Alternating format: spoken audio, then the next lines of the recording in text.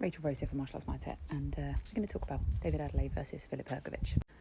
First thing I want to comment on is Hrgovic's stamina, conditioning, his ability to go at that rate for 10 rounds as a heavyweight is really quite special. You tend to see, in my experience of watching heavyweight boxing, you do tend to see in those last couple of rounds like a real slowing of pace. Naturally, obviously you're getting hit by equally heavy people or more heavy people, and then that's going to take its toll, which means that you slow down. But he didn't slow down through that entire fight, which was either a sign that Adeleye did no damage, or it's just a sign of his general tank at this point, whatever he's been doing and however he's been training to reach this point.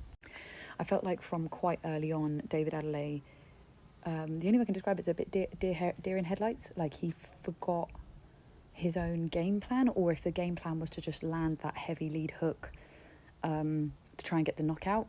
I think, now obviously I'm speculating, I have no idea if that was the game plan, but if it was, that was obviously a bit of a foolish game plan, but I'm not saying that was the game plan.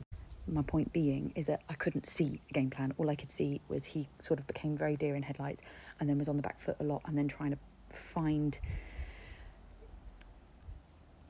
how he was going to pull it back. It felt like he was thinking too long.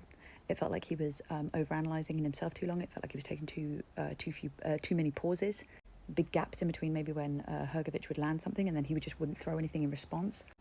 Round 8 was when he really came alive, when he was swinging more and he actually did some damage, but he then couldn't finish it.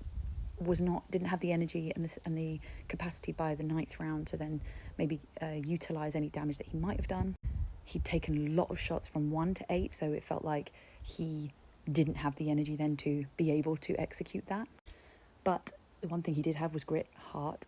He went into the trenches, he kept going, he didn't go down and stay down. He was able to pull something back, which raised his stock and raised his quality and how he'll be viewed. But I think he'll be frustrated with that performance. I think Hrgovic can feel very proud of that performance. I think it was a great performance from Hrgovic, great boxing, very powerful, very dominating. I think Andy Lee mentioned that he wasn't turning his hips into his shots very much, so what he could have used to kind of really finish the fight early, he wasn't, but I don't think that really is problematic in this sense. I think it was a really great matchup and I really enjoyed it as a fight. It was some really, really quality heavyweight boxing, so Adeleye will come back from it, they always do. And looking forward to seeing what Hrgovic does next.